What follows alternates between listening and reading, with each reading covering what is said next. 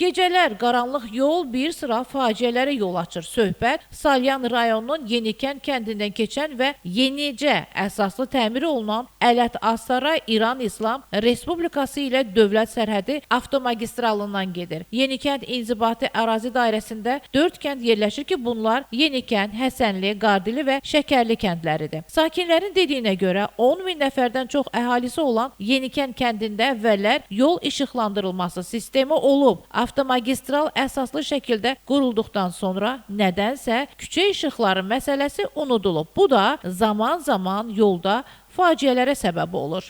Çox xahiş edilir.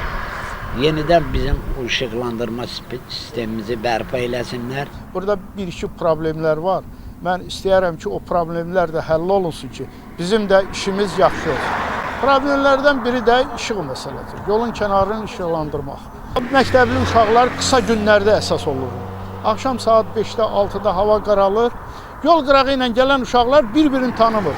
Çox güman ki, Azərbaycan Avtomobil Yolları Dövlət Agentliyi də bizim səsimizi eşidəcək, bizə köməklik eləyəcək. Yolun qırağının işıqlandırmasında bizə köməklik eləyəcək. Kənd sakinləri bildirir ki, yolun Yenikənd kənd ərazisindən keçən hissəsi 7 kilometr təşkil edir. Ötən il günün gecə saatlarında burada bir neçə nəqliyyat hadisəsi baş verib ki, onların çoxu da ölümlə nəticələnib. Gecə saatlarında yolun kənd ərazisindən sürətlə keçən avtomobillər bugün də təhlükə mənbəyidir. Bildirilir ki, bu yoldan təkcə sakinlər istifadə etmir. Bakı və əks istiqamətdə gedən avtomobillər, ağır tonajlı yük maşınları və kənd təsərrüfatı texnikalarının da üstünlük təşkil etdiyi yolda gecə görmə minimuma enir. Problemli məsələ ilə bağlı Avtomobil Yolları Dövlət Agentliyi ilə əlaqə saxladıq. Qurumun mətbuat katibi Anar Nəcəflinin cavabı belə oldu.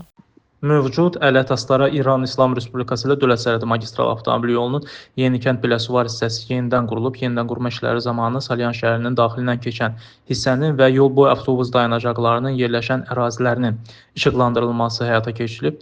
Digər hissələr üzrə işıqlandırmanın təmin olunması ilə bağlı vətəndaşlar agentliyə rəsmi qaydada müraciət etsinlər, məsələ tərəfimizdən araşdırılsın.